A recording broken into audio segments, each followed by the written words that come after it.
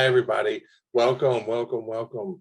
Good afternoon to everyone for whom it's afternoon, and good morning for everyone for whom it's morning. And so excited to get this NNPN conference off to a great start this morning with a really, really important conversation. I'm Freddie Ashley. I'm the president of the board of NNPN, and it's just a delight to welcome everybody here. And I hope everyone has a great day. And we have some amazing conversations.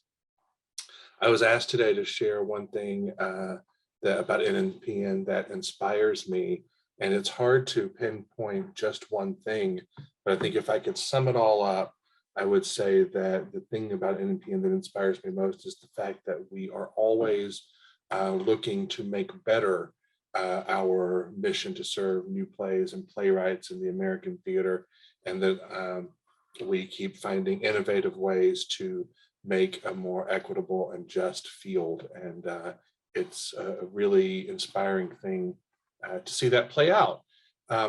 So I think that a lot of the conversations today are going to help deepen our thoughts on that work. And with that, I'm going to pass the mic over to Nan, and I can't wait to see everyone through the day. Thanks, Freddie.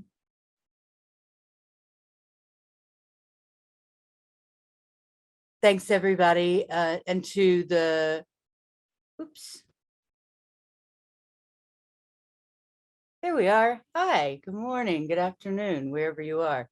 Thanks, Freddie, and to the rest of the FY22 Board of Directors of National New Play Network, many of whom you will see welcoming you throughout the day for the panels and sessions that we're presenting. I'm Nan Barnett. I use the She series, and I am the Executive Director of National New Play Network. I'm coming to you today from the Palm Beaches, ancestral home of the Tequesta and Taino peoples, now currently stewarded by the Seminole Nation. Now it is my pleasure to introduce you to NNPN's Impact Assessment Director, Lindy Rosario, who will share NNPN's land acknowledgements.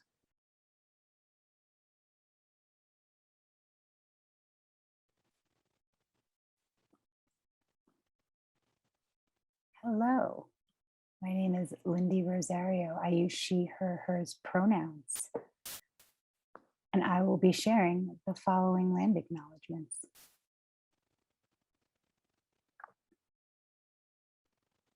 We invite you to take a moment, if you don't already know it, to discover which Indigenous people have been the caretakers of the land on which you sit, and join us in expressing our gratitude to live, work, play, and learn in the many places we as a network occupy. Native-land.ca is a great resource for this.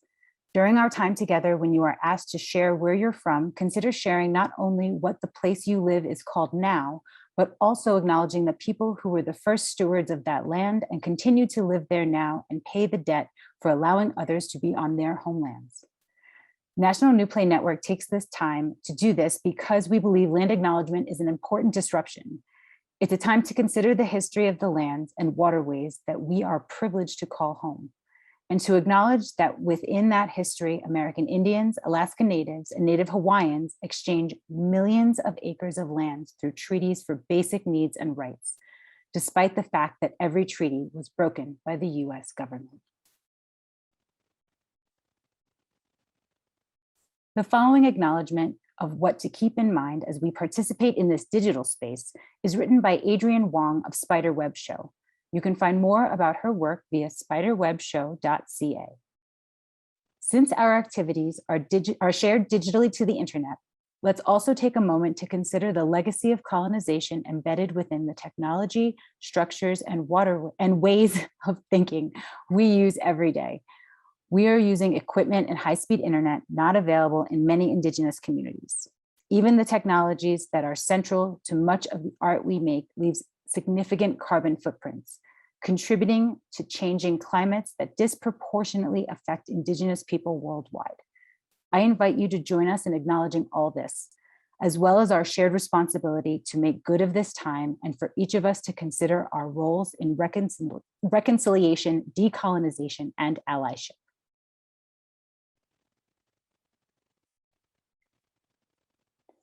our community assumptions. We are all here because we want and choose to be here.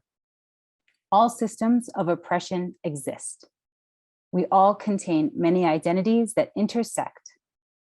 We all benefit and are harmed by systemic oppression. Dismantling systems of oppression benefits everyone. Confronting social injustice is painful and joyful. Liberation is possible. Opposing systems of oppression, building alternatives, and cultural change are all necessary. No one is disposable.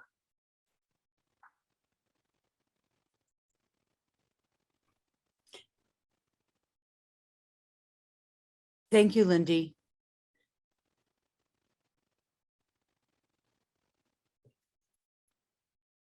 We'd also like to say a special hello to the staff and artists of our 6 new core member theaters: Cara Mia of Dallas, St. Louis Black Rep, LA's East West Players, Atlanta's True Colors Theater Company, Teatro Luna, which has homes in LA and Chicago, and Theater Alliance of Washington, DC. We also have several new associate member theaters joining us as well. Welcome. Welcome to you all. We look forward to getting to know you better and beginning our collaborative work together to develop, produce, and extend the life of new plays in the diverse, equitable, and robust new play ecology that NNPN envisions for the American theater. Lindy took a moment to draw our attention to our community agreements. These have been crafted with the input of our constituents during the past few years and continue to be assessed and improved along the way. These serve as the basis for a shared understanding of how we want to be respected and treated during our time together, and we hope that you feel that they are resonant and appropriate for you. Thank you, Nan. I would also like to say that these slides are available and accessible in our Mighty Networks conference channel. And as you reflect on them, feel free to let staff know if you have feedback or suggestions, because these are definitely living, responsive documents. And for accessibility, I will just read these community agreements out loud once. Permission to speak in draft. No one is the final version of themselves, and together we make space for growth. Speak from the I rather than speaking for the experiences of others. Be human, take care of yourself. Ask yourself how you will ensure that your needs are being met while we are together. Care for one another to have rich and sometimes challenging conversations. We start from a place of compassion. Kindness is key and is expected in this space. Engage your curiosity. No one knows everything. Together, we know a lot. What's said here stays here, and what's learned here leaves here.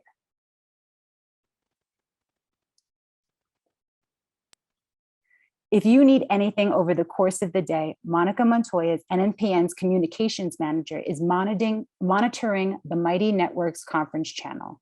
Feel free to send her a note if you have questions or need anything over the course of the day. Now I'm going to welcome my colleague, Jess, who will be your guide for this first conversation of the day. Hi, Jess. Hey, Lindy. Thank you so much, Lindy and Freddie and Nan, for getting our day off to such a great start.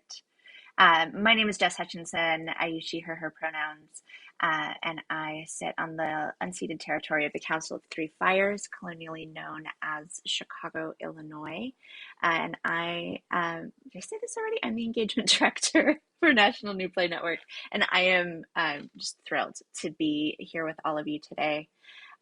So when we first began to dream about this conference growing forward, creating accountability and welcoming change, it was important to us to seek out folks who are in the process with that work, folks who are boldly envisioning the post-pandemic world we're still creating as a more equitable, human-forward, humane place, and folks who are willing to confront some assumptions that have been baked into the culture of theater making for a long time.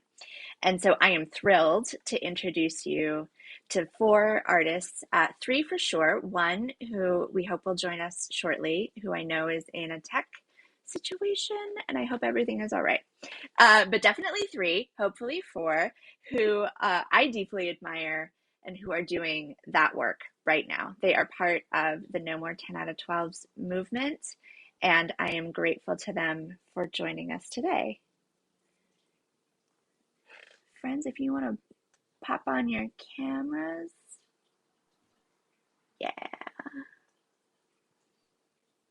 Good morning, buddies. I just got a text from our friend Lawrence, who is miraculously right on cue. Yeah. Amazing. Good afternoon, good morning, folks. Excuse my tardiness. Thank you for having me. Lawrence Larry No. Bennett, he, him, Director of Production at the Alliance Theater. Nice to meet you all. Brilliant. I'm zooming in from the lands of the Muskogee Creek Nation people, also known as Atlanta, Georgia. Amazing. Thank you, Larry. My other friends, will you please introduce yourselves? Courtney, can I pass to you? Sure thing. Hi, everyone. Good morning, good afternoon. Courtney Sale, She Series, the artistic director at Merrimack Repertory Theater, which is on the traditional lands of the Pennacook and Pawtucket people, known today as Lowell, Massachusetts. I'm passing to Perone. Thank you.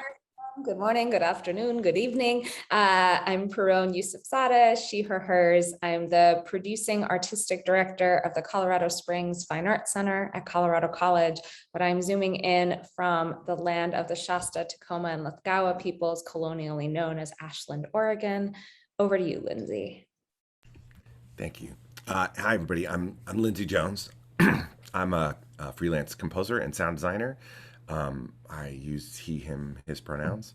I am coming today from the unceded land of the Chumash people, also known as Los Angeles, California. And I'm really excited to be here. And thank you all so much for having me. Thank you all for being here. I would love to start with a little history, not a little, with some history of the No More 10 out of 12's movement. And what's been going on in that sphere. Lindsay, can we go back to you for that? Thank you. Sure. Okay, so here's what happened. At the very beginning of the pandemic, another organization that I'm involved with called Theatrical Sound Designers and Composers Association, TSDCA, you can look us up at tsdca.org, we started having conversations about things that we might be able to do during the downtime to sort of address for sound designers and composers. And one of the things that we had talked about was trying to figure out self-care for sound designers. And almost immediately it was hilarious because the idea of self-care and being a theater artist is well nigh impossible because there's just not enough time to take care of yourself and do your job. And that began sort of a conversation that made us think, I wonder if other people think about 10 out of 12s the way we think about them. And so we started asking people and talking to people. We formed this working group, No More 10 out of 12s, by basically going out and finding partners along the way. We first started with other design disciplines and then stage managers and then actors. And then it really just sort of became this organic journey in which we slowly began running across people who had also put thought into this. And with each new person that we met, we invited them to join our group. At the same time that this was happening, WeCU White American Theater had released their list of demands. And of course, eliminating 10 out of 12s and 6-day work weeks were at the very top of those demands. And it really gave us the inspiration that we needed to say, okay, let's really focus on trying to push this idea forward and see if we can really make this happen. So, of course, we owe a tremendous amount of debt and gratitude to everyone from WeCU for really inspiring us to push this forward to the next place. And so that's what we've basically been doing. We've been sort of creating a series of panels and seminars, all of which you can watch on our websites, nomore10out12s.com. There's lots of information about our movement and why it exists and what you can do to help us. But I'm happy to, we're all happy to answer any questions that we can about this and how we can move forward.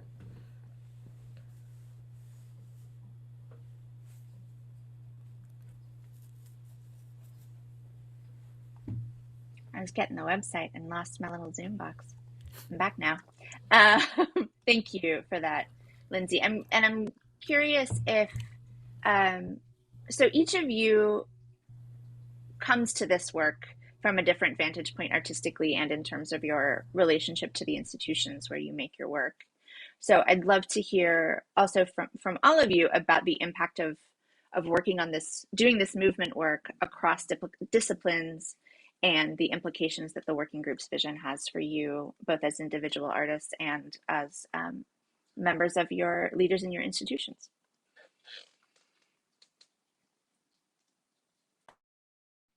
Yeah, I guess I can start. You know, as Lindsay pointed out, a lot of these events centered around the tragic events of 2020, when the great world was in the pause, and we saw the tragedy sort of unfold in front of our eyes, right? And that led a lot of people to question just where they were in life and the things they wanted to do, and how not maybe just to sit idly by. And that gave rise, as Lindsay was talking to the WCU at American Theater, who dropped their list of demands on the American theater industry to reshape the theater industry as a more equitable place. You know, one of the great running jokes, it's funny how theater began as a place for the downtrodden, the people who didn't have a place, the people to want to belong, to find community. Excuse me. And as most industries tend to do, turn into the very thing it was fighting against. And so one of the demands that came out of the VCU was time equity, for lack of a better term. And one of the things really centered around 10-9-12s. And 10-9-12s at its heart began with trying to bring some equity to actors who were being overworked. And that transformed into disenfranchise another group of people, the technicians and staff members of different theatrical organizations, whose time it wasn't as closely monitored and regulated as you know, this rule was for the actors. And so a 10-hour rehearsal with a 12-hour period often became a 12-hour, 14-hour workday out of 16 hours or 17 hours, depending on the show, the size, the scope, et cetera, et cetera. And oftentimes those folks who were in at 7 a.m., 8 a.m., staying through rehearsal time, getting out at midnight, 1 a.m., depending on something was crazy, and then back again the very next morning, were not receiving the same sort of care as the performers. And oftentimes the saving grace, I use that word very loosely, was generally that those folks would be hourly, so at least if nothing else, they would see that money in their paycheck. But once a lot of those folks turned to salary, then they weren't even getting the benefit of the money. So now you were losing out on your time, but also sort of seeing the one thing that might have made it okay. I use that word again, like, which is the financial compensation.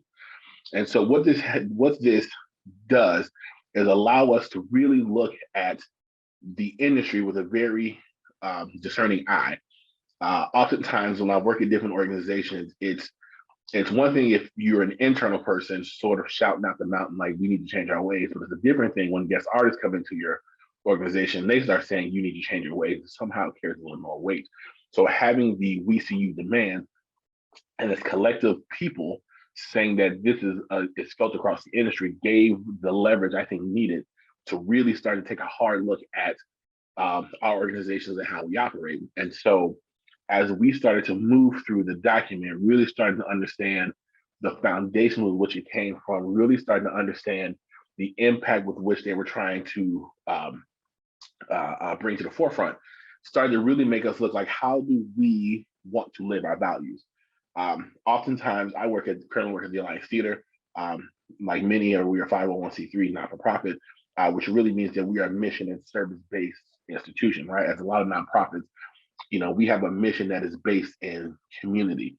And one thing that I often say that before the WCU demands dropped, that community work happened outside the doors, right? It never happened inside the doors. And so now we're able to turn that lens on ourselves, say, how do we lift up the community inside the doors? How do we be of service to people who are doing the work in the art, who make us who we are outside of these doors? And again, having the leverage of this outside organization saying these are terrible practices, and if you didn't know where you can go, here's sort of a roadmap, adapt as your organization is able to, began to give people the opportunity to make those changes. a lot of theaters slowly but surely are starting to turn this corner, which is beginning with the 10/12s, eliminating that from their workday to be able to start to be a little bit more equitable to their internal staff and artists to be able to have some work-life balance. And the pressure is now gained enough momentum that enough of the staff is speaking up in meetings, is speaking up at places where they might not have thought they had a voice to say, hey, I'm really interested in seeing how we can bring more equity to my workplace, to my department. I don't want to be here or have the expectation to be here to get the work done. How can we be more thoughtful in our approach? Is it less shows? Is it more time built into the calendar? Is it more staff? Is it more money? Is it, A, B, or C? Knowing that all those things won't happen in a vacuum, knowing that there's a lot of different avenues and opportunities for us to explore. But I think what this No More 10/12 movement, along with the We See You document, has really just empowered people who previously were not empowered to say, hey, this is an issue. Gone are the days as we're starting to see people, we're starting to see people who are not just accepting a job for job's sake. I think gone are the days of say, hey, you should just be happy to work here. People are saying that if you're not meeting my basic standard of care, then I don't want to come to your organization, because especially also because I feel like you're not going to pay me what I'm worth, right? And so I think there's just a great shift in empowerment, which I think is really at the heart of this, that gave people the opportunity to say, hey, enough is enough, and we need to be able to live our lives and do the things we love, and it shouldn't be this either or thinking, which is another plenary for another day.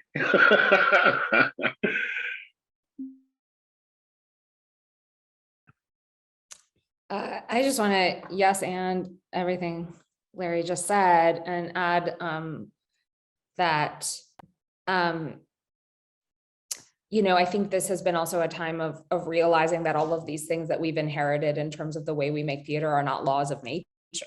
And that just because they're the way we've been doing things, that doesn't mean that they can't change. And what I find is challenging from my experiences inside of an institution is for the sake of expediency and ease, there is a desire to sort of have a cookie cutter approach and say, this is the tech time every show gets, this is the rehearsal time every show gets, maybe a musical gets one more day of tech. That's about it. And taking apart the 10/12 as a construct, I think is an invitation to actually take apart that entire system and say, how do we build a schedule and how do we build a season that is production specific, as opposed to asking both different plays and musicals and theatrical events of completely different needs and sensibilities, and the artists involved first and foremost, to conform to this cookie cutter system, as opposed to adjusting the system to conform to what would best support the work and set it up for success. And I think that the other piece that we never really considered as a field until now is public health. And the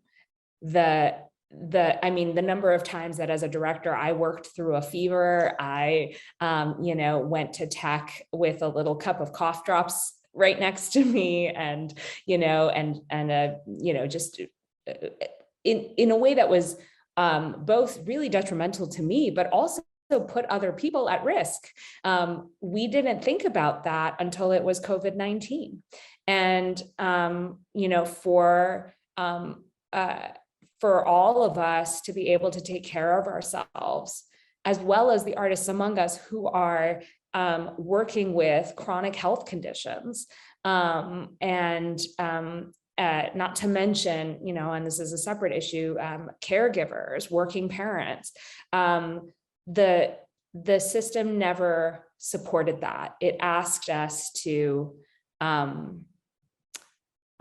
essentially suffer through whatever personal circumstances we were facing, in service of maintaining this grueling schedule in order to make the art. And I think we are in a moment now of where people are saying, like, I don't want to do that. And also there's a pandemic. We really can't do that because our health impacts one another in a way that I don't think we've ever really recognized before as a field. And that sense of responsibility to the community for each individual means that we need to be able to create a process that actually centers that, instead of positioning someone as a burden or as being high maintenance or as being difficult for simply saying, these are my needs, and no show is worth compromising my health, be it physical, mental, or otherwise. So I think, and I just think, as Larry said, like, we're in a moment where that sense of being ingratiated and so just grateful to work no matter the amount of inhumanity and oppression. I don't think we're there anymore, nor do I want us to go back to that. Yeah, I want to just co-sign all of my colleagues here. I'm hopeful that we even push to stronger language about this, because it's demoralizing to set up unrealistic goals in which people need to survive and thrive. That's not success. And I think I've had the benefit of, prior to Merrimack Repertory Theater, I was at Seattle Children's Theater, and was able to shift the 10 out of 12s in both places as the new person there. And so there is this, I think what we're all calling on is, like, there is this institutional inertia that takes, a moment for people to say, why, stop, and why are we doing this? A great mentor of mine once said, like, the theater will eat everything you feed it. And what we can't feed it is our parenting or our caregiving or our respect for our colleagues, the need for public health. We all went home to be healthy and safe. Those are the sort of environments that we need to build coming out of this. And I just want to, speak for myself that, it's still very much in the early part of this, and we're discovering stuff and we're fumbling, but the conversation is transparent, the conversation is happening.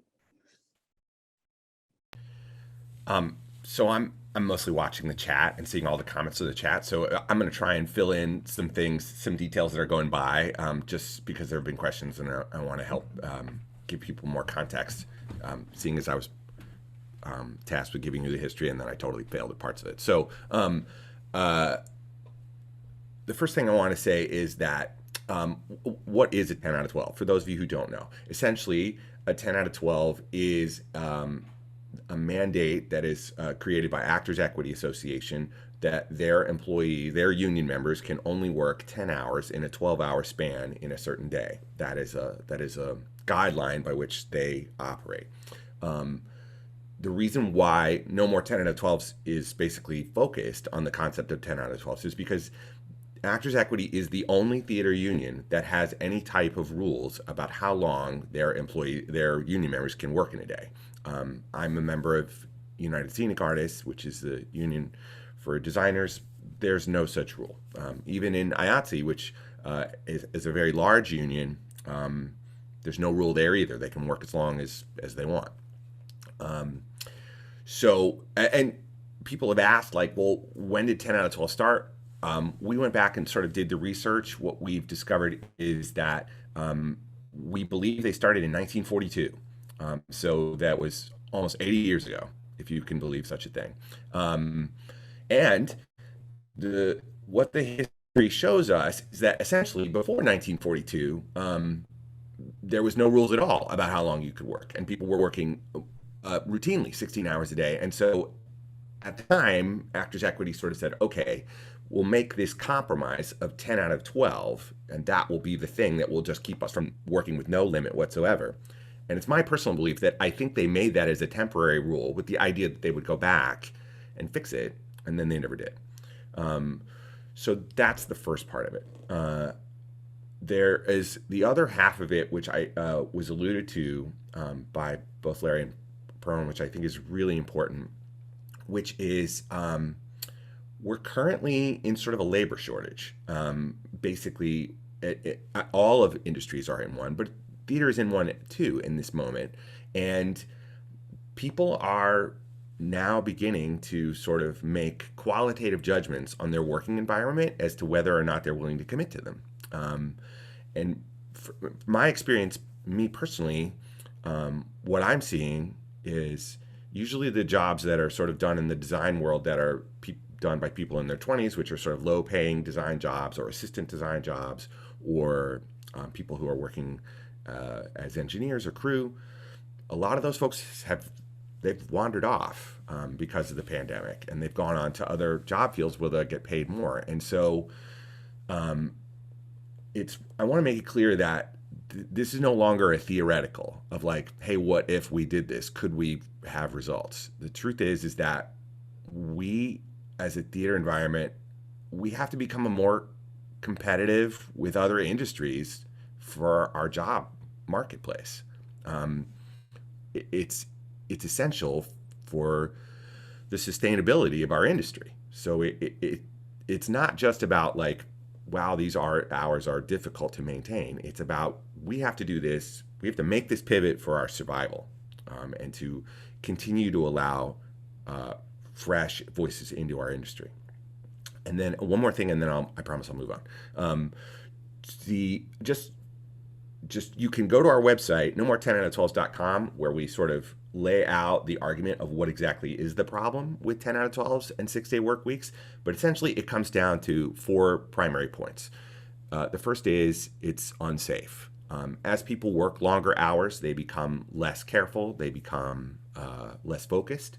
And with the increasing world of stagecraft constantly moving around us, it makes for a very dangerous environment, both physically as well as as people get tired, people get less focused, they also can become less conscious of other humans. They can become less respectful. They can create a hostile workplace, either intentionally or unintentionally, and that's really important. The second thing is it's unhealthy. It's unhealthy to work in the short term, as it creates difficult health circumstances that can lead to a decrease in your health. And also long term, we've discovered through data that we found that it can increase anxiety, it can increase long term sort of mental and physical illnesses that are difficult to track over time. The third part is that it is exclusionary and upholds white supremacy. It keeps people from entering the field because the hours are so long and they don't have the necessary support, both financial or societal, for them to be able to approach the job market. It also makes people choose between having a family and having a career, or taking care of physical or mental disabilities, or having a career. It makes it so that we are not allowing, we've created a barrier for these people to be able to come into our work environment. And as we look to increase the diversity of our work environment, and we're looking around being like, where are these people? The answer is we never let them in the door for the first place. And we need to account for that. We need to be responsible for that and find ways to open that door wider for these folks. Finally, if all of those other arguments don't persuade you, if you're like, I don't care about my health, I don't care about my safety, I don't care about other people, fine. The last thing is it's actually unproductive and you're losing money. It's like, if that's the only argument that's going to work, why don't we just go ahead and say it? So basically, there's a sustainability study that we've discovered. There was a large study over time, and essentially an 8-hour workday, this is not an accidental thing. What we've discovered through science is that humans have maximum productivity over an 8-hour workday.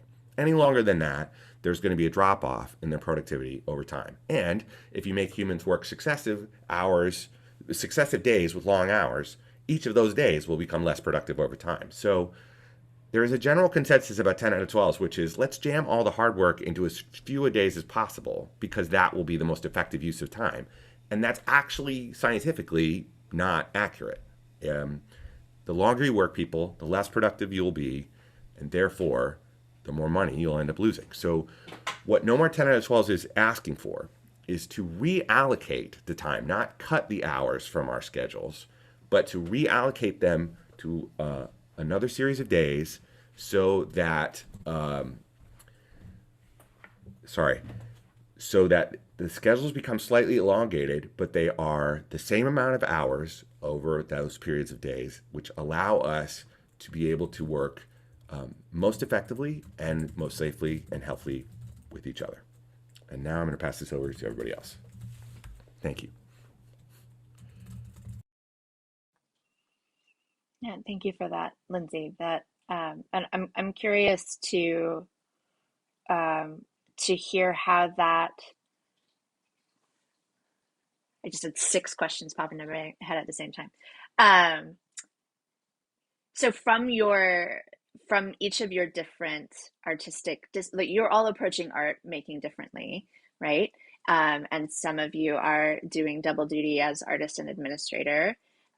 Most, if not all of you, I think, are doing that. And I'm curious about, I want to dig into that last point about it's not just about cutting the hours of the 10 out of 12, because reducing the time that you have to make the thing overall is not the answer, right? It's still going to lead to that sense of urgency, which is a hallmark of white supremacy culture. So I'm curious from all of your points of view, what it means to you and how you're approaching this notion of reshifting the relationship to time, or how you're thinking about, either from an organizational or an individual artistic perspective, what this kind of shift is asking you to adjust and how you think about how you plan your art making practice. I'll just jump on this real quick because I have something that's just a very present example. And because we're talking about new plays, I'm always very interested, playwrights write at different rhythms. So I don't ever want to dictate like, here's what the schedule looks like. Now there's a part of staff that needs to know, like, how do they best support it? And so I think one of the most exciting things about this work is getting teams, both internal and guest artists, excited about how we're going to serve this play. And it may look different, but there's skill building in that. That means we get to be in a learning environment, which is like my favorite spot to be in with folks. So one example in this current piece that we're rehearsing is this commission was about 1.5 years ago. And we've basically had a rehearsal process before we've arrived for the rehearsal process. So we've had workshop of 4 weeks of workshop that is feeding into, okay, we're arrived here, feeling very confident, the writer feeling really good about where they are, and we pulled designers in from the moment go. So they've been a part of the whole development process. So it's, and the staff too. The staff has, been in on the readings and all of the rehearsal. So I think it's just sort of this like longer arc planning, going back to what Perone said, that it's not cookie cutter.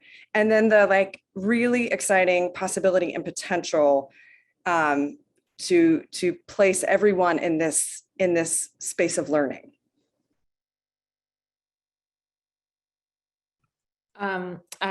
I want to yes and what Courtney just said, and say that I think that in addition to bearing in mind that we're not saying we need less hours to tech shows. No one has ever said that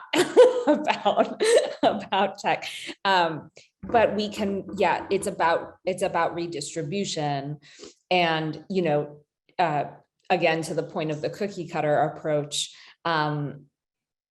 the one person show does not need as much time potentially, depending on the show, as the, 2-act episodic multi-locational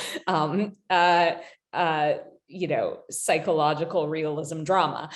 So just to like also consider that you might be able, if we actually said we're not going to just take this recipe and apply it to every single project, that there might actually be some ability to gain time from a different part of the season and apply it to another project that perhaps is more complicated. The other thing that I think is really critical, and I think Courtney pointed to this, is we can tech differently if we start paying designers to be in rehearsal. And if we stop this highly, in my mind, bizarre and impersonal notion that the creative team should arrive a day before tech for the designer run, and then the next day start teching the show and yelling things to actors from a tech table in the dark when they haven't like really met or actually had a conversation with each other. There's something very sort of impersonal about that. Clearly my cat agrees. If you hear her, she's really emotional about this. I'm in a tech right now at OSF, and my sound designer, Paul James Prendergast, has been in tech with us, in rehearsal with us for several weeks. And we are able to, having had our first day of tech yesterday, the fruits of that labor, the fruits of that time, it's already evident in how we're able to move through moments. And we're not starting from zero. We're not starting from this place of, wait, so what is this? He's seen it in rehearsal several times. And so that is pretty game changing. But that means that we have to reconsider how we compensate designers and create a system in which someone like Lindsay doesn't have to do 30 to 35 shows a year in order to be able to support his family, right? So that is a deeper systemic question. And as an incoming artistic director, that's a version of a process I'm much more interested in fostering than the one where designers fly in from another tech they just finished, just to go into this tech, barely having acclimated to the time zone, let alone to the process. Absolutely. Excuse me. I agree with all that really fundamentally. Just to add another layer, to this conversation that might sound hypocritical, but I promise I'm going to tie it in a bow at the end. I fundamentally believe that theater takes the time that you give it, right? Whether you give it 2 weeks, 3 weeks, 5 weeks, 6 weeks, 8 weeks, it's going to take that amount of time. And what I do agree with wholeheartedly, I think we just need to be smart about how we use said time. I also feel like we're in this really fundamental place where there's enough buy-in from the industry to really start to move the needle to figure out how we redistribute that time in a way that's equitable and achievable for everyone. But there's still enough people who have the old guard mindset of like, well, there's only one way to really produce theater, and both of those ideas are sort of clashing. And where they're clashing is at the ceiling of the planning process for an organization.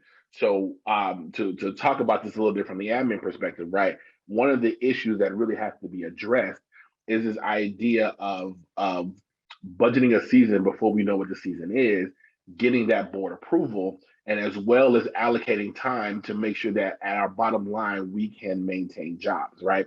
It's hard to get the people who are in charge of the organization, who have the fiduciary responsibility of the organization, to say, hey, can you give us a blank check? And we promise we're going to make some art that looks good and come in sort of on time and on budget, right? That's really not a thing that exists currently anyway. And so what it puts the admin production staff or senior staff in a interesting place currently is because we're putting together a season, right? And as we're starting to dictate the shows we're going to do and the number of shows we're going to have, that is going to dictate what our calendar looks like. Show A is our big musical, it gets X weeks. Show B is our large classical, it gets X weeks. Show C is our play that really lives in our mission vision, so it gets X weeks. In our smaller experimental, experimental theater, et cetera, right? And the theater sort of shapes up. Once we get that matrix, we then take that box and we say, hey, artist, here's this box. Can you please art in it? And as we all know about art isn't confined to the box with which you give it. Because one of the reasons why we do the things that we do and we work with people we work with is because we want these people to come in and bring that artistic vision and say, hey, you see this box? What if it was a circle? Better yet, what if it was a triangle? Like, how do we do the thing that you hired us to do and still get to the end, but doesn't look like the thing with which you planned it to be in? And so where I think this conversation next is living is at the high level of the organization to say, okay, how do we ask this group of guest artists to come in? When do we ask this group of guest artists to come in and say, okay, how do we get to opening night? Is it, hey, this show opens on a Friday, you have X number of weeks to do the project, and how you break down prelims and finals and rehearsal processes or whatever, it's totally up to you. As long as you hit this date, what does that look like, right? Knowing that you would have to have all the stakeholders in place, people who do the production end of it, people who do the art end of it, and people who really sort of make the magic happen, get them all in a room to say, how do we make this magic happen? So I think where we are in this process is that there's enough of movement to start to reimagine what that theater making looks like, but we're still stuck in the archaic ways of, well, the board says that we need to hit $5 million of expenses. And in order to do that $5 million worth of expenses, then our season looks like X. And now that we know that season looks like, we're starting to put that process, like I said, on a group of artists. And by the time we get to that step, it's too late, right? And so the conversation that I'm trying to keep in the back of my head as I'm going through the process of budgeting and calendaring for next year is, how do we become more open-minded about the process and what that does look like, and how do we do engage artists, and how do we bring people into conversation, and how do we do all of that while answering to people who cut the checks, right? And keeping our doors open and not having to lay off a bunch of people, because then we can only do maybe 2 shows a year based around the funds with which we have available. So that's really where we are, in my opinion, anyway. That's really where we are in the conversation. Like, how do we achieve our aspirational selves while still making sure that we can do the work we want to do with the staff we want to do it with, without a lot of collateral damage in the process. I think we can get there, and I think it takes a lot of radical thinking. I think it's going to take everyone coming to the table and letting go of the notion of how art is made and whatever art that you do, and come to the table really willing to come up with a solution that everyone feels is achievable. So I think that's where we are in this current context of making the hours more equitable, making sure the staff is able to do the work they need to do, and making sure the guest artists have the opportunity to art in a space that doesn't feel like they're confined and just cranking out products because they only have X number of days to doing it.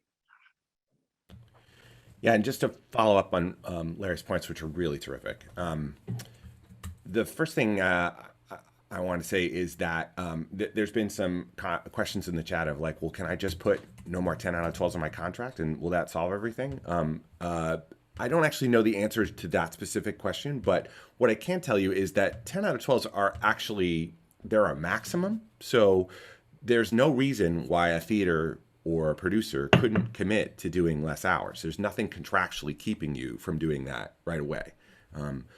It's pretty much the most you can work in a day, but if you choose to do less, you can do that now.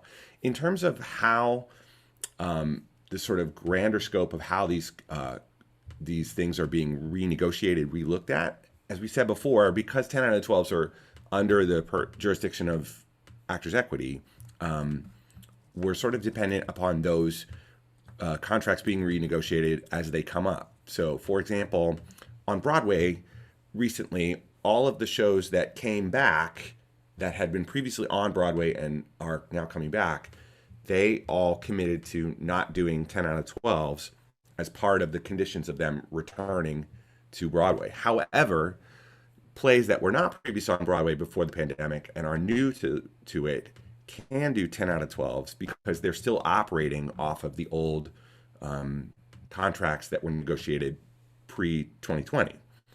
So those contracts still exist and they can still operate on that. Although I can say that shows like Passover, shows like Slave Play have all decided they will not be doing any 10 out of 12s during their tech process.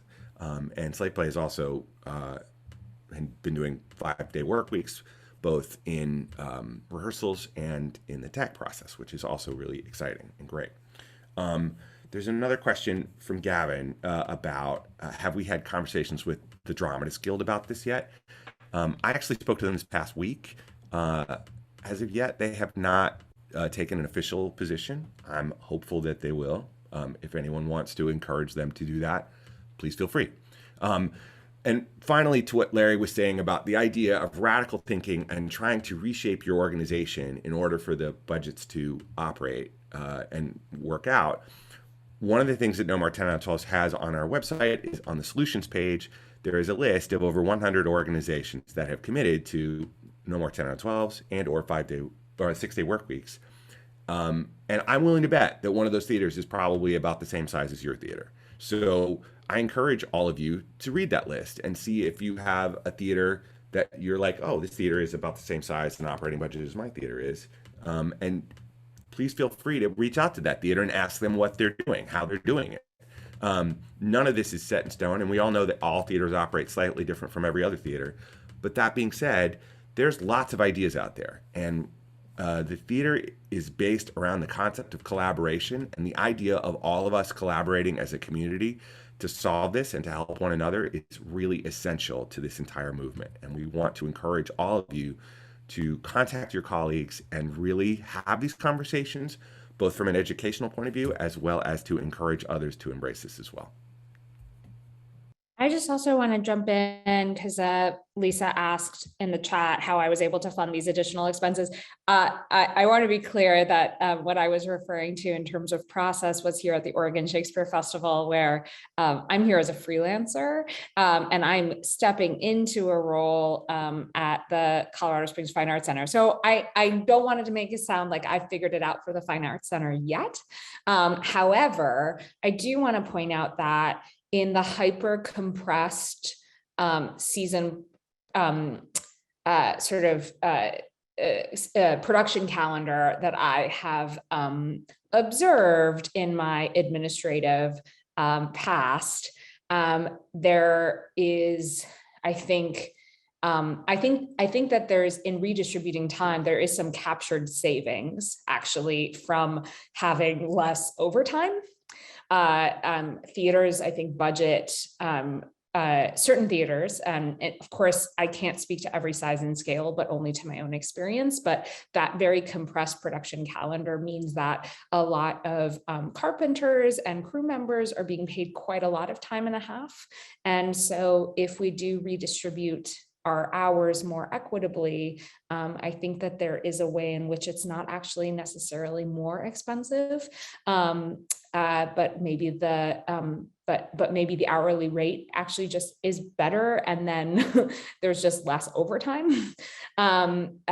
which I think is better for people, especially when, you know, as Lindsay's pointed out, we're experiencing a labor shortage because a carpenter can work on remodeling homes and make twice as much money and not have a 16-hour day, but instead be able to pick their kids up from school. So, so anyway, all of this is to say that I'm extrapolating from experiences that I've had in different institutions. And so I'm basically going into the Fine Arts Center with a series of hypotheses that I will try out. And much like a scientist, I'm sure there will be failed experiments followed by better failed experiments. So I just wanted to answer that question.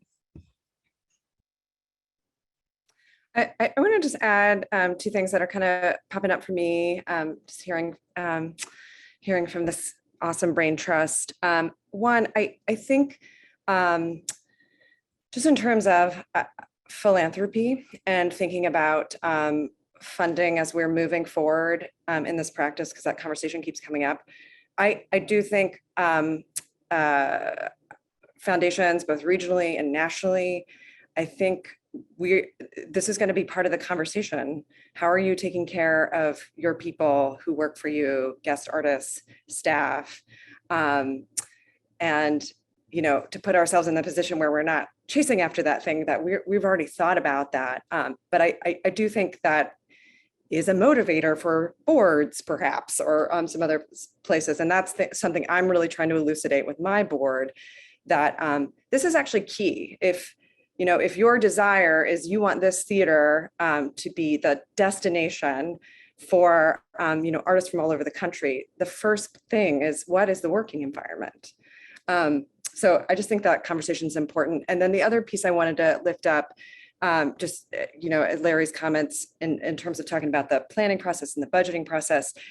I think for me, the thing has really been about the season planning team is like, everyone in the theater, because how we can achieve this and the people it directly impacts, we have to bring them in very early on, and it goes, I think, beyond leadership team. It's got to go to the people who are literally like putting the nails in the board.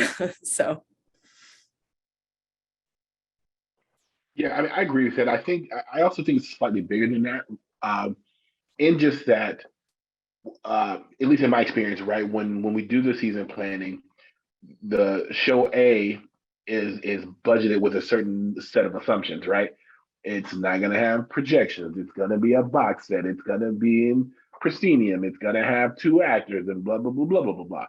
And then when you get the art making side of the people in there, like, what if we do it upside down in the pyramid, right? And everything that we plan for sort of goes out the window. And so I think the place we need more of that collaboration we're talking about, and this goes to what Perot's talking about, I think that then the planning horizon needs to be stretched out, in that when we're in the season planning process, if you are like, I want to hire Perot to direct this show that we're thinking about doing next year, we bring her into that season planning process. So we're like, here's the show we're thinking about doing.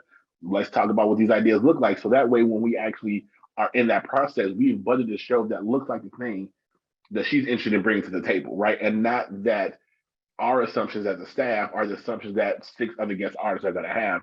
And that's oftentimes where we see the disconnect between the art making folks and what I would call the production making folks, right? Because the assumptions aren't always the same. And, we want to give people the opportunity to art.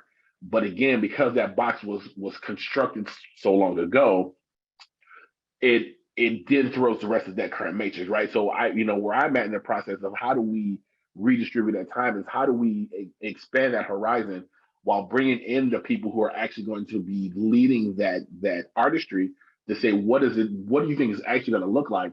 And that way, even if we're 80% right, knowing that 20% is going to be different, at least most of the idea, the vision is still intact. I want to just yes and that and say that also applies to determining who the members of the creative team are. That a lot of, I've had experiences where the theater had the assumption that an actor would be a dialect coach, or that I could just stage the intimacy and I didn't need an intimacy director. And I think that as we're considering how we can have more humane processes, one of those factors has to be eradicating the assumption that you can just ask artists to double and triple up and do multiple jobs when they've been contracted to do, when one job is enough, when one job is more than enough. And as well as Larry was pointing out, that sometimes those assumptions around the parameters are conceptual and made without consultation with the lead artists. So I think that it's really important to get ahead of those conversations early on, because otherwise what ends up happening is that those needed elements of the play and those in some cases, the ability to hire the proper support suffers because it's figured out after the fact and after the budget's been approved and everything.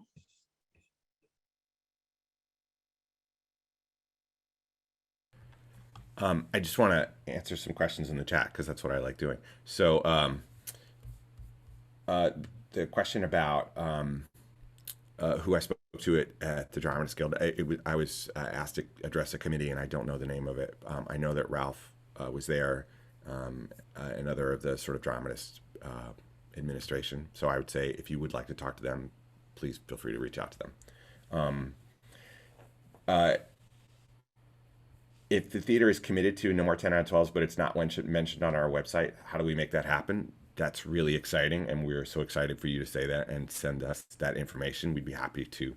You can write to us on our website, which is no more 10 out of 12s.com. The actual email address is no more 10 out of 12s @gmail.com. And you can just let us know. We'll put you up there right away. And thank you so much for your commitment to that. All right, I'm going to now put it back over to everybody else.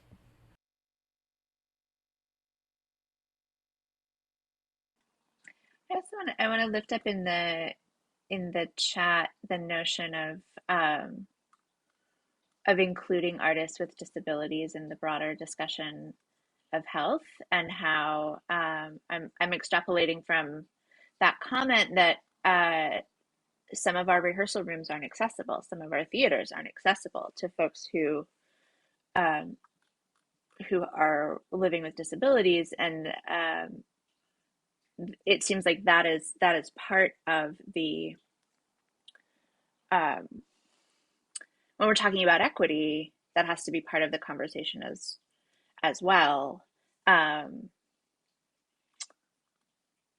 then I also wanted to just bring up point up Peggy's question in the chat, because I love it. Can we start thinking of everyone who makes the theater as an artist and stop separating the intention of purpose of our teams? If we working in the theater, ooh, the chat jumped. If we working in the theater were artists, regardless of set or role, is vision, creative thinking, critical thinking, and problem solving limited to job titles? Which, yeah, when y'all were talking earlier, I kept thinking, like, we're theater makers. We make people fly. We make people disappear. Like, we do magic all the time on stage. Is there a way to take that sort of problem solving brain into this, the creation of the budget, into the conversations with the board, right? To empower everyone who touches the art making or just the life of the theater to be a creative artist in that way, even though there are some people who get really weird when you try to tell them they're an artist, or resistant to, oh, no, I'm not an artist. Like, yes, you are. Yes, you are. Budgeting is also an art form. That's, now I'm just saying my opinion, but I'm curious. Lindsay, I see you've unmuted. Yeah, I just want to respond to your comments about artists with disabilities, which I think are really important. And in my opinion, the next big push for artistic equity in the theater community is going to be based around artists with disabilities. I think it's time, and I honestly just don't. I think we need to put more attention to it, and we haven't. I would encourage you to check out we did a panel with artists with disabilities, all of whom were part of that. And even just setting up that panel, just getting 5 artists with disabilities on a Zoom, it required more thought and care than the other panels. And I mean, as we were doing it, it was like, oh yeah, of course it does. But we had to go through that process to be able to be like, we have to do better at this. So I think that's really important. And the other half of that, those are artists with disabilities that are able to be seen easily. But of course, the other half is on our website, there's a section called testimony, which is, we've invited people to fill out a survey on our website where they talk about their personal experiences. And there are just a number of really heartbreaking stories of people who are literally hiding their health issues or their disabilities in order to be employable, or in order to be able to work. And it's clear that people are willing to endanger their health in order to continue to work, and that shouldn't be. So I would love for everyone to begin to focus on that more and to be able to think about that. I really think that should be the next thing we all focus on. I just want to echo that because, I think this 10 out of 12s is a lens in which to see many practices, and thinking about too, artists with disabilities who are on our stages. Our performance footprint is going to be it's going to be different. It has to be. And I think I just keep coming back to this reminder of we can do anything, but we can't do everything. And so just for us, to give ourselves some grace around the pace of how we are making these adjustments, I think it's really important. I do think it's time. And I also think something that I just really responded to, Lindsay, that you said in the prep call was just get started and make some mistakes, so that you can learn from them and get the feedback from the people who are the most impacted by those decisions.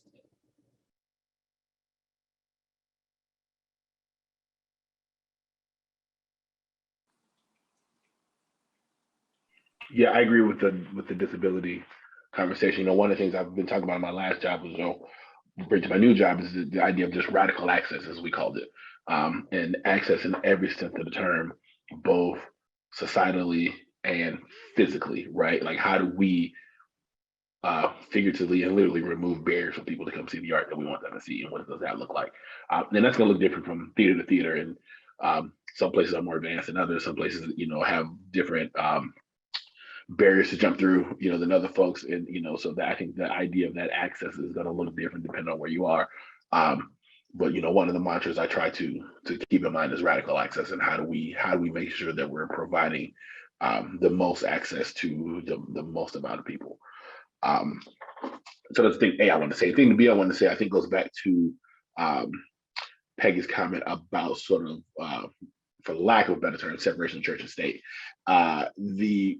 I agree. I think I think anyone who has a hand in the process can be and should be sort of equal stakeholders in the creation and manufacturing of that project.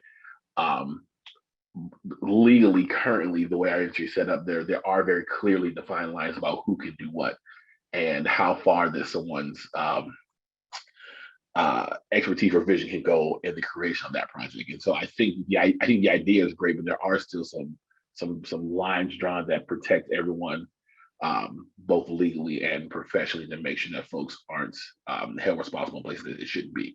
So I think the idea of it being, sort of erasing the barriers to which problem solving can happen. I do think there's a world of making sure that everyone sort of has equal buy-in, understands that the conversation needs to be had so everyone's on the same page. I would say, just kind of starting that general realm.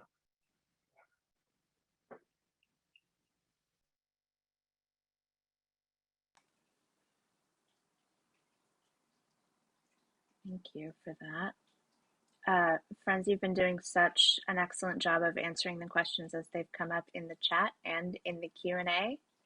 And I'm looking at our time and want to, y'all have already shared so many brilliant and actionable insights and points of inspiration in this conversation, but I want to invite you, if there's one thing for each of you that you hope folks in and beyond the network take, the NNPN network, take out of this conversation and back into their work as practitioners, if you want to share that one thing as we start to bring this convo to a close in this format, knowing that we can continue it, of course, on Mighty Networks and beyond. the big thing I want everyone to know is this is a community problem. This is a community challenge.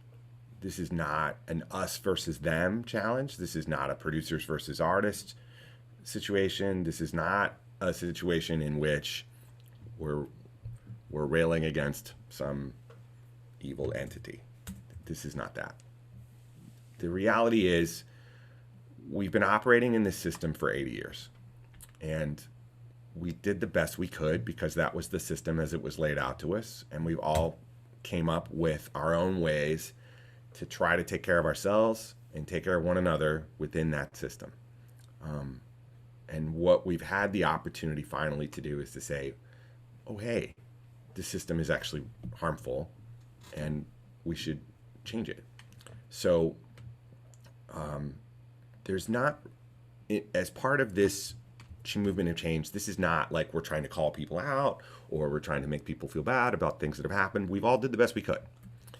But the important thing is we've identified this problem and now it's time to fix it. And we have to all work together to do that. So in the same way that theaters are going to need to reevaluate their tech schedules, artists are also going to have to reevaluate the way they do their work. I've had a number of conversations with theater artists who say, but I like 10 out of 12s. I wanted them to stay. They're what I'm used to. I feel good doing them that way. And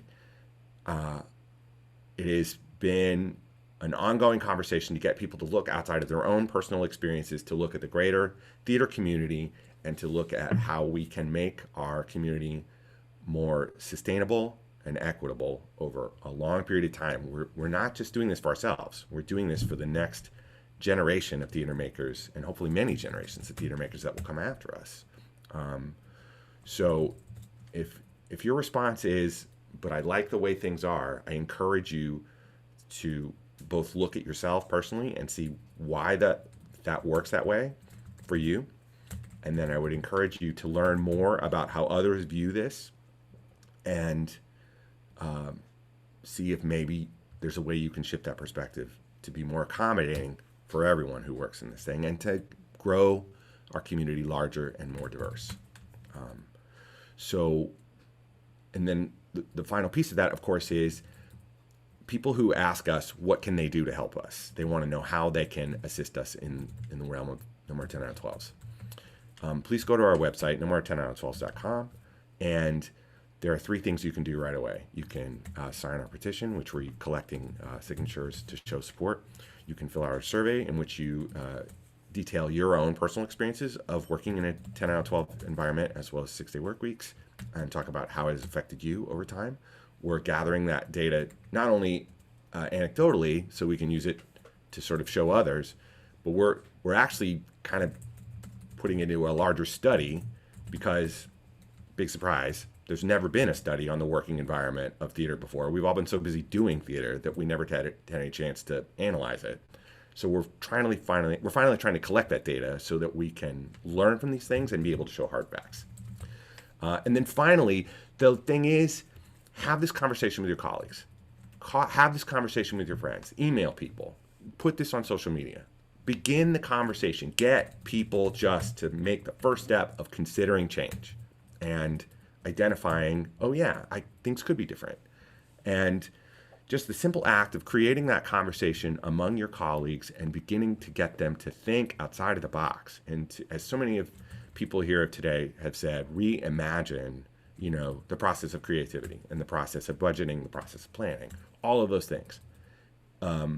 Taking that first step, that's how you can help us the most, because we're going to change minds and hearts one at a time, and we could use your help doing that.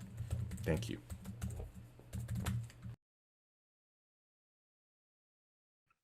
I mean, I guess I would just say that, we're not doctors here asking if you can do an open heart surgery in 8 hours instead of 10. We're talking about making plays. The stakes feel high, but they're not. No one's going to die. You know what I mean? And so I guess I just want to offer that I think we sometimes lose that perspective a little bit, and it feels like this, like life or death. And we're talking about like whether or not we can offer some humanity to how we professionally play pretend. So that's, and I say this with like, of course, like deep love and devotion to this art form, but we professionally play pretend. And so that's my offering, is to like, remember that we're not surgeons, and that if our experiments don't work, the consequences are not as dire as they could be, and that, you know, a heart surgery takes as long as it takes, but tacking a play is a little more flexible than that. Just amplifying both my colleagues here. I also, the thing I hope folks are leaving with is just thinking about the sense that are, you know, in this emotional work, as someone has pointed out on the chat, that our collaborators are not just the people in the room. They're our friends, partners, their children, the folks that they are taking care of. If you cannot feel them, open the door, open the window. And I think for me, from a very personal place, this is where I think acknowledging the full humanity of folks who are in the room with us is really important. For me, I would say sort of two things which are related. One thing is, if everyone comes to the table with the idea that they're just at a place where they're just no longer going to take advantage of people, I think we'll get a long way, right? If it takes disenfranchising a group of people or having to die for your art to make a play, as Pearl says, like we're already in the wrong spot, right? And if everyone comes to the table thinking that they're going to have the best for each other, then I think we'll get to where we want to be. That's the first thing I want to say. The second thing I want to say is that, as oftentimes in history, change never starts from the top; it always comes from the bottom. And so I want to empower everyone who feels like they are not empowered to use your voice and to start to ask the questions and to start to see how you can bring and branch community at your organization and start to use that as an opportunity to bring forth by change. I think if you wait for board presidents and, you know, sometimes artistic directors or managing directors to really start to have those radical conversations, I think you're gonna be waiting for a long time. But if you start to gather like minds together, if you start to be the squeaky wheel, as they say, I think that you'll start to see that change happen a lot faster. So be the change you want to see in the world. As cliche as that sounds, but it's true. Y'all, I am so grateful to the three of you for being in conversation. The three of you, the four of you. Yep, there it is. More coffee for me. I am going to start over. I'm so grateful to the four of you for being in this conversation and for the work that you're doing within and beyond this conversation, and for the beautiful hearts and minds that you are bringing to this field.